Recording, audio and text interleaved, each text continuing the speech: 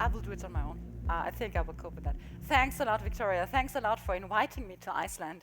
When I met Victoria in Düsseldorf, I was like, wow, another Scandinavian woman, because I have a kind of, I love Scandinavia, so to say. So I came here on Sunday, and you did everything to make me feel at home. The sun is shining since that. I really appreciate that. I got a lot of light, so I got the experience on the very first morning to wake up at 4 o'clock in the morning and thinking like, 6 o'clock I have to go out to on a jogging tour, and then I recognize, oh no, with Scandinavia, it might be very early in the morning.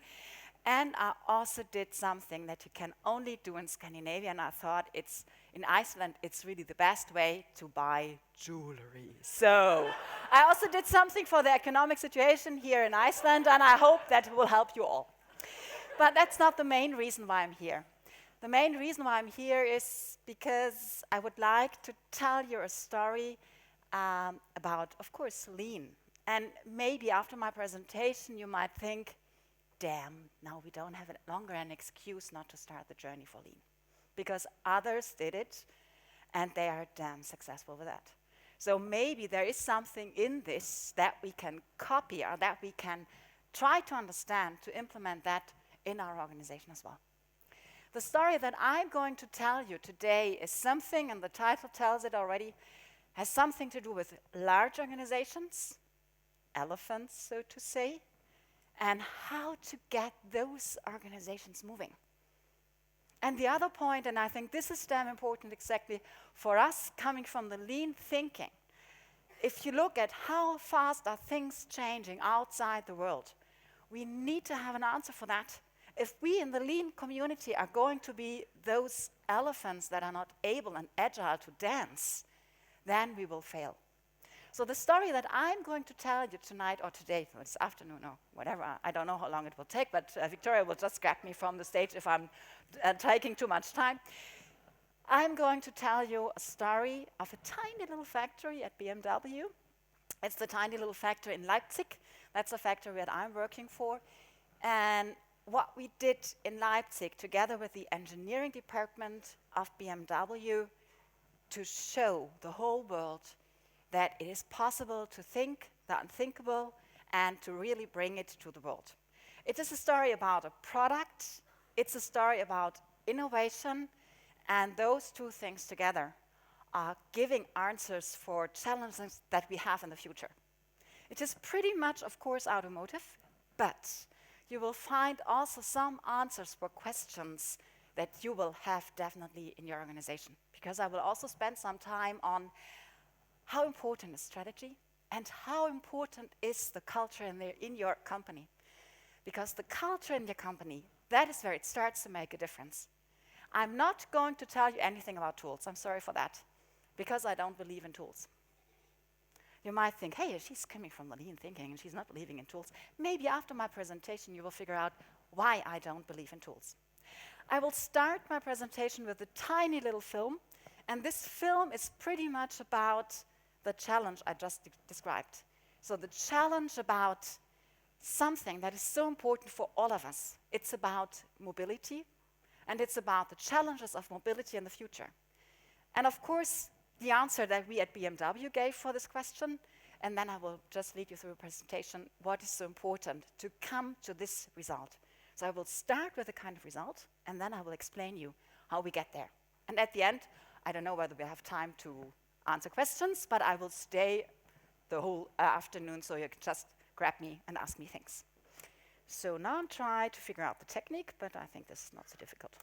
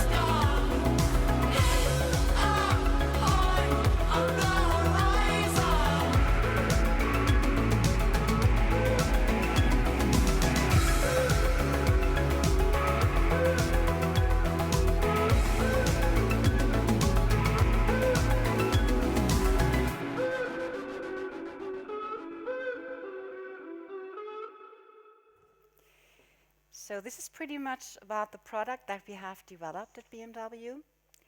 And I would like to show you how we got to this product and what is so specific and so different about this product. So what we really made at BMW, and yet now you need to understand BMW is a kind of an elephant. But with this product, we started to dance because we did something that no one else in the car industry is able to do. And we did it, and we were capable of doing that because of our culture. And of course, our culture is also referring to lean.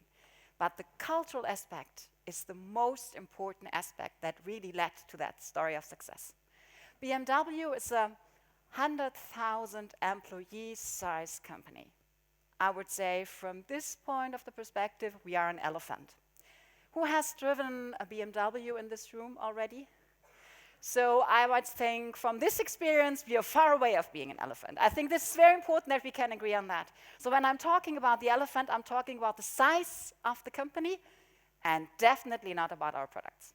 But I think we can agree on that because whoever drove a BMW knows this is a nice car, sheer driving pleasure. And that's also important for the new car. For any new products that we are designing and we're delivering to the market, sheer driving pleasure. That's something that our customers need to get out of the car and smile. So, but I'm not going to spend time on that anymore because I think we can agree on that. Just let me start a little bit with an overview about the factory and the production network that we have at BMW, that you can see how big is the elephant and how agile is the elephant. So if you look at BMW, of course, you know the shortcut stands for Bayerische Motorenwerke, meaning Bavarian engine factories. So we are mostly located in Bavaria, a typical German area, you can say. But we also have locations and factories around the world. So we are growing, and we are still growing, and we have a global network of production. Also from this perspective, really an elephant. This is the part of the elephant I'm working in. This is the plant in Leipzig. What you can see here is white roofs, gray roofs, and a lot of, yeah, I would say, like a big factory. 6,000 people are working on that. So you can see, in this perspective, we might also be an elephant. But something else you can see here is we have different products that we're producing in this factory. So we have products, and I'm just clicking because it speeds up a little bit. We have products that are produced in a conventional way. What do I mean with that? When you have a car, and I admit everybody that's having a car in here is having such a kind of car, it's made out of steel, of course. What other product should you have in a car? It's made of steel. And then you have also paint on it, so it's painted. You hate rust, so we have something on it that prevents it from rusting. And of course, you have everything in your car what you need to have fun, so meaning engine, seats, and so on and so on. And that fits together in a normal production process. So this is what we're producing in Leipzig. But we're also producing something else. And this is the new car, the BMW i, what you just saw on the film. And I will come to this car a little bit later. Just keep in mind the normal production process of a car starts always in the press shop. This is where you have big machinery just to cut steel and just to really form the steel. Then you have a welding shop where you need to put all the things together with a lot of robots and with a lot of heating. And then you have a paint shop. What is happening in the paint shop? A lot of chemicals, cleaning the car, then doing some protection of the car, and then putting the color on. Huge process. And who wants to have no color on his car? Everybody, we can agree on that. We need to have colored cars. Otherwise, it would be boring. And we are far away from Henry Ford, who told us 100 years ago, you can have any kind of car, it must be black. Yeah, we are far away from that, so we have come over this age already. So painting is important. Please keep that in mind. Painting is important for a car.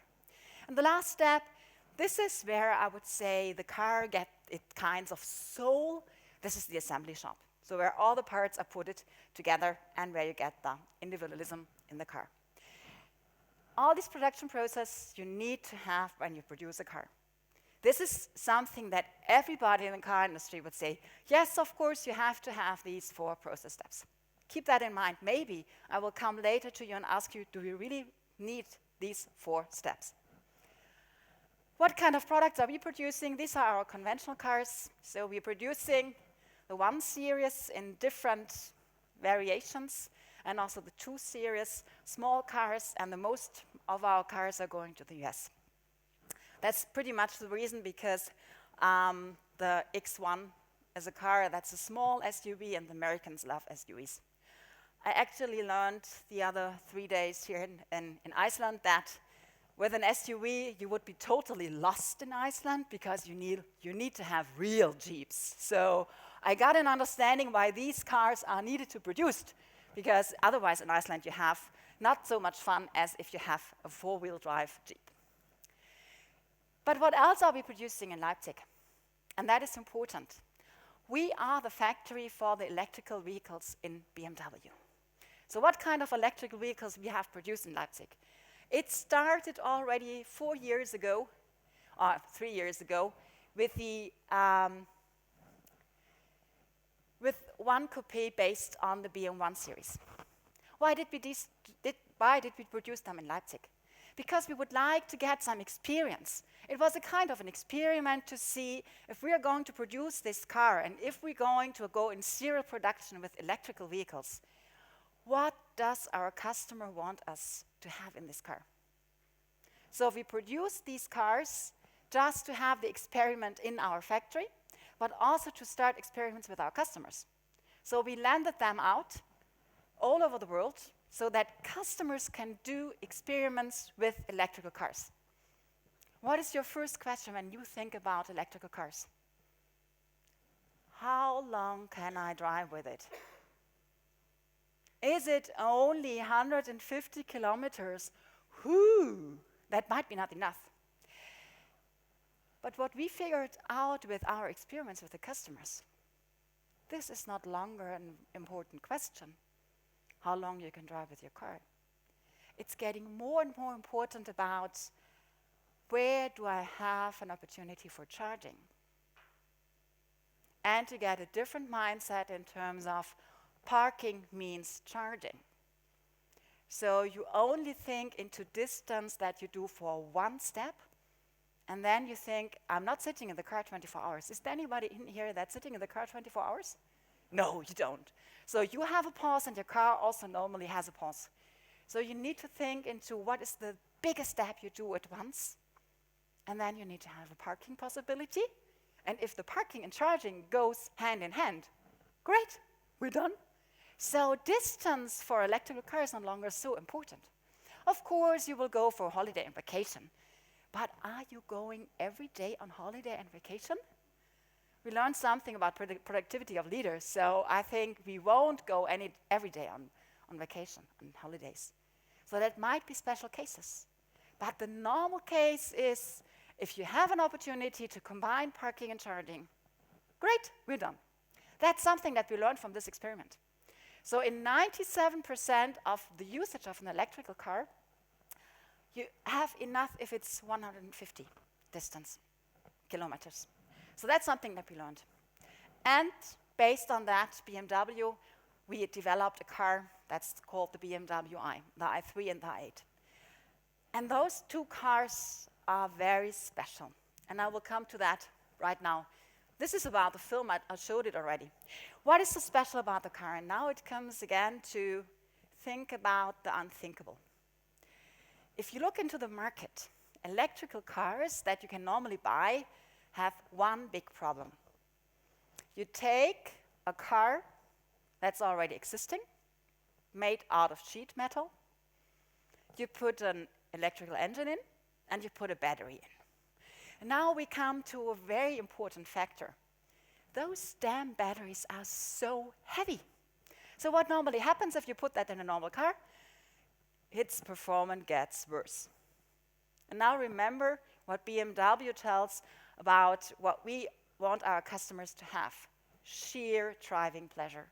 So if you get more weight in the car, you would not improve the car.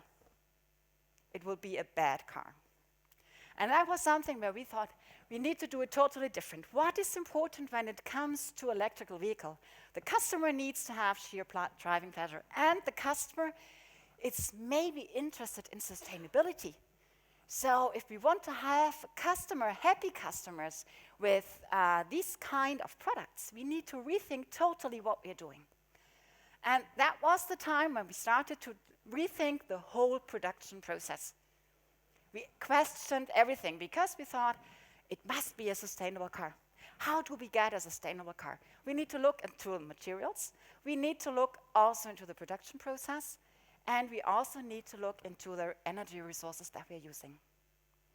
And with these questions, we started to do experiments with the engineers, with the development department. And this is pretty much the outcome that you can see over here. Based on the line of sheer driving pleasure, and we would like to have this experience still for our customers, we came up with a solution. This is a kind of revolutionary in the car manufacturing environment. It is a car not made of steel. It's a car made out of carbon fibers, and aluminium. What is the huge advantage of this? You don't need to color it. You don't need to protect those two materials against rust. Oxidation is no longer a problem for us. And that gives a huge advantage in terms of really having no paint job in the process. And the customer is still getting a colored car because we do the paint in an assembly shop. Looking from a lean perspective, these ideas brought us huge savings because the throughput time could be halved in comparison to a normal car. And we also put the variations of the color as last as possible in the process, something that is so important from the lean perspective. And of course, we also saved a lot of resources. So those thinkings were the starting point of the revolution. So it's setting the targets in terms of this is what we would like to achieve with the product, and then we start to really rethink everything in the process chain. And we were successful. So now there is a car that you can buy with just 100% produced out of renewable resources, with less lead time, with 50% of the lead time. And due to the fact that we also use materials that are a kind of recyclable materials, or it's already recycled materials, and other processes in the car, it's a 100% sustainable car. Totally different idea of producing cars. And if you look in the car industry, we are the first that is doing this step. And this is where I would say, if you trust in the culture in your organization, and if you take the idea of continuous improvement seriously, you can do those huge steps in innovation. And why this is the case, I will describe in a few seconds when it comes to, I'm just skipping that, when it comes to what makes it so different in our approach, how we think lean and how we do lean. When you think about lean, it all starts with the customer. Who owns a BMW in this group? It's not so much. Who is a fan of BMW, who would like to have a BMW? Here we go. And that's so important. I was not surprised that's not so many people owning a BMW. From our perspective, that's not that important part, because we're only producing 2 million cars a year, and there are a lot of more people in the world. But our customers are the fans of BMW. So if you are a fan of BMW, you are already a kind of our customer.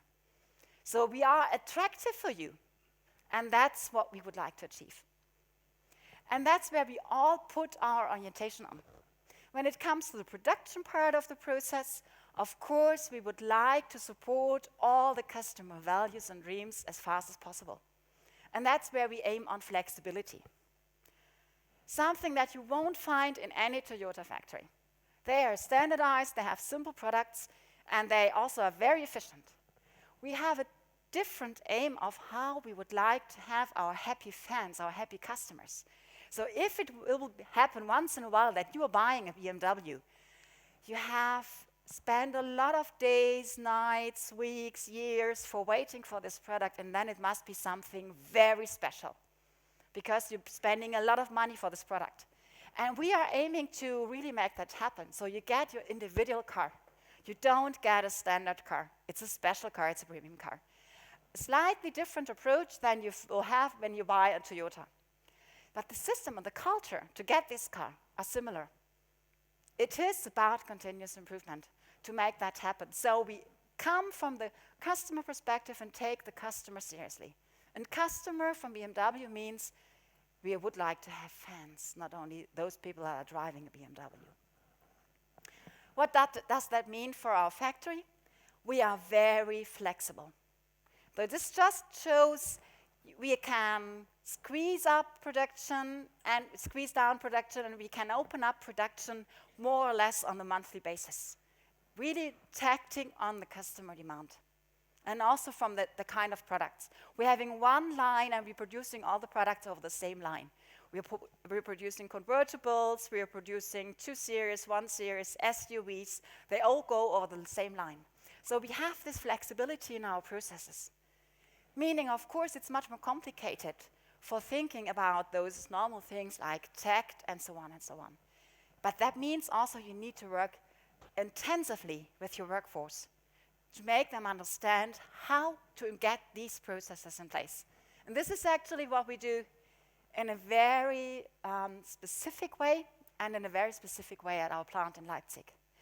We involve our people in the strategy process. We heard this morning already about something about culture. What I'm going to tell you now is how we approach the organization from the cultural aspect and how do we involve the people in the process. Because we believe that makes a difference. We have started, so to say, a lean journey with all the Toyota thinking and the tools, I would say, 5 years ago. But this journey about culture, we started much earlier, 10 years ago, in the Leipzig plant, in the very beginning when we started to set up the factory. And what is so different from the cultural aspect? When it comes to getting continuous improvement in your organization, it all starts with, what is the strategy? Where do you want to go to? And how can you make that understandable for your people? Because if you take some figures out of your strategy, you would like to increase your profitability by, I don't know, Y or X%. What does that mean for a normal worker? Nothing. He cannot understand what that means for him or his work that he needs to do on a daily work. So what we did at Leipzig plant is a slightly different approach. We take the normal strategy given from top, of course, 100,000 employees at BMW, you might imagine, of course, we have a strategy, but is this really giving meaning to the people?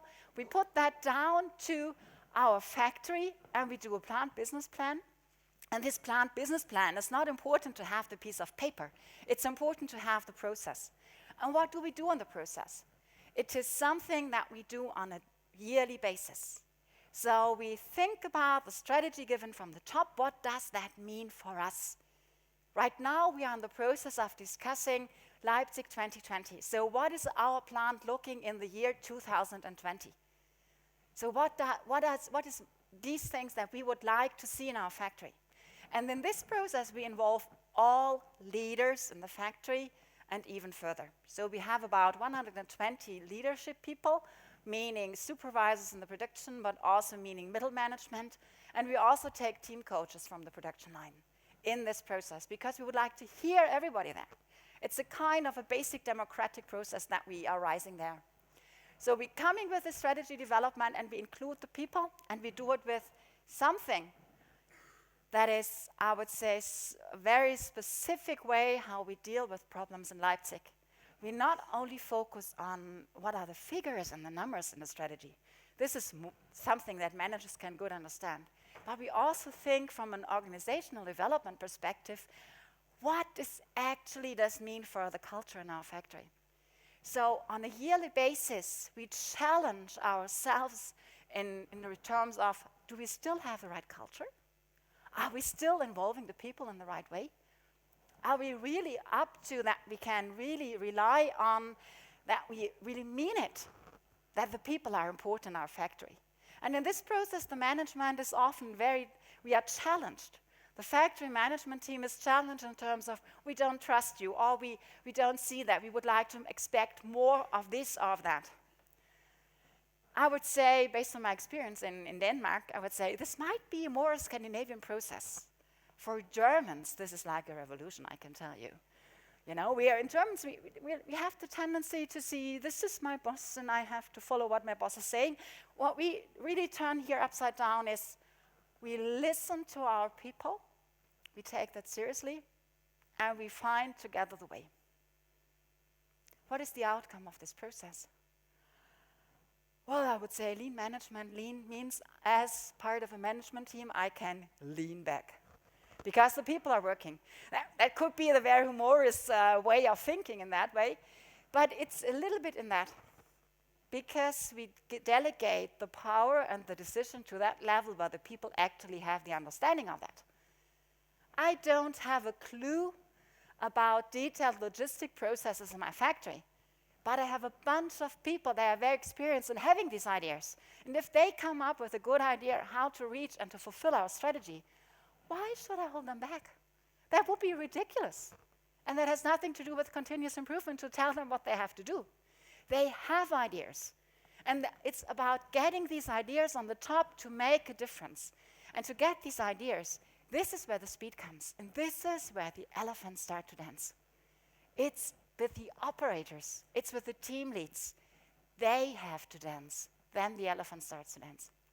It's not about us, our managers. We as management team, we have to guide the way and we have to step back. That's the important part. And this is the difficult part. Because normally you know everything better. So it's about stepping back and just asking questions and not giving answers. And here is also the point why I think, and this is also what we learned at BMW, lean has nothing to do with tools in the very beginning. Because if you come with tools to your people, what normally happens? Resistance. I don't need to have this tool. Why should I work with this tool? I've done a good job already. That's normal. Because what is the purpose of these tools? It might have been developed for a particular problem. But are you sure that you have the identical problem in your organization? That it could be helpful to apply this tool? A tool is always an outcome of a problem-solving process. So if you would like to have your people in the continuous improvement process really dealing with problems, don't come with solutions, because the solutions is the same like an answer. Provide them an environment where they are actually enabled to solve the problems and to come up with their own solutions. They might come up with things that you know already of some of the intelligent Toyota production system books. Yes, then be glad, because then you say, okay, we're coming the same road. But don't start to implement the tools. You won't be successful. Implement a culture where the people take the ownership and the responsibility to find their way. This is much more tricky, I'm honest. It takes a longer way and it takes a longer time, but then, from a management perspective, you can be very successful. This is what you can see in our factory. Of course, we have a lot of tools right now. We also have continuous improvement processes. Of course, we have it. But you won't see maybe the same standard all over the factory. What happens in the very beginning of putting the standards up, that's a very funny story. Maybe you also have the same experience. We saw the shelves at our production line. They were high and crowded with material, and then somebody had the idea, we need to squeeze them down and we need to have smaller shelves. Okay, somebody developed a nice shelf, and then somebody said, and this is the new standard. So we had a bunch of people producing thousands of these shelves. When I was looking at that, I was like, holy. Now we have one shelf fits all problems, or what? For one working station, it fit perfectly, but for the other working station, it was too small, or it was too big, it was too high or too low. It was like, hello, one size does not fit all. This is important about continuous improvement. You need to understand your problem, and then you will find a solution that fits to this problem.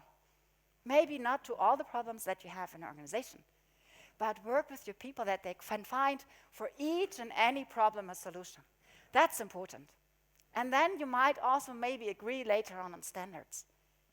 But that's the other way around. Start to get the problem-solving culture in your organization. What we do it the Kata way. I think you have heard already about the book. And this is something that where I would say this is really giving power. It's very different from any other thing you might have heard before. What does the Kata mean? Kata way mean? We lead our people always behind their border of knowledge. We do that with experiments. So what we normally have is from the strategy process, we're setting the targets. Right now, we are in the process of defining the targets for Leipzig 2020. And then we really decide on, okay, what might that be for each level? When it comes to productivity or efficiency, we can really book it down to each and every level. And what we do then is based from this target, we do on a daily basis a routine. A routine where our leaders are going to the team coaches and ask them, what is your current state and what is your target state? And then the next question is, what have you learned so far? It's nothing about milestone plans and all these other things. It's just about, okay, if you know this is your target state and if you know you are here, what have you learned so far? And what is going to be your next step? Based on the experience, the people start to just think about, okay, if I would like to improve with 20% efficiency, that means I need to reduce that process, and maybe I need to do something about the boxes, or maybe I need to do something about the shelves, or maybe I need to do something else, and then they start to work on it. And then the leaders come back on the same date to an agreed time. So it's a routine that takes place every day at least once, sometimes twice. It really depends on the difficulty of the problem. Because what we figured out is if the problem is bigger, it makes sense to do the coaching more often a day. But it's a daily routine. And based on this experience, we have also changed the working pattern for leaders in our factory. We have right now a working pattern where we say until 9:30 in the morning, there is no official meeting. So all the people working in the controlling department, they're like, but I need to talk to people. Yeah, but production is first, and we are doing those coaching activities. And to make it easier for the controllers in those factories, we also gave them a kind of a mentoring area. So even the leaders out of the controlling department and HR department, they have their mentoring area where they go on a daily basis to look and to support those coachings. That makes a difference. That gives speed in your organization.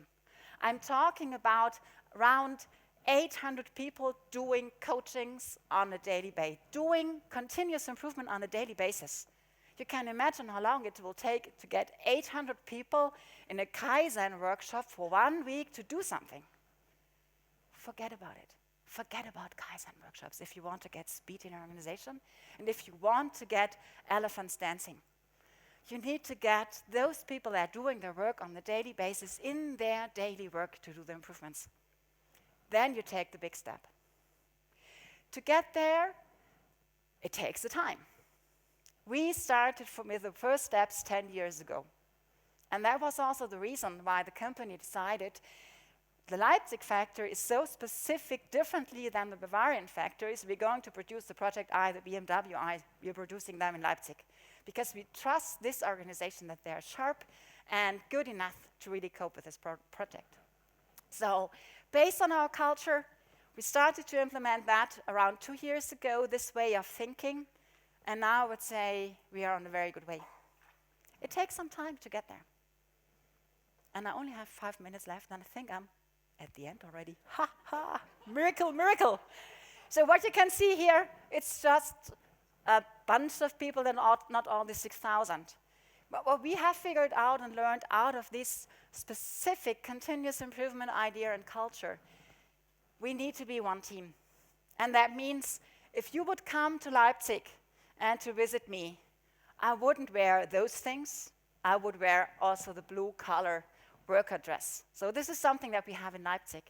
We don't show the hierarchy that we have because we understand ourselves as one team, and it's very hard not to participate. We have open-minded people. They are striving for continuous improvement. And it's not only management work, it's a work of the whole organization. And we are kind of proud of that, not only about our products, but also about our culture, because we see that really makes a difference. So far, my tiny little speech. I'm still on time, I think.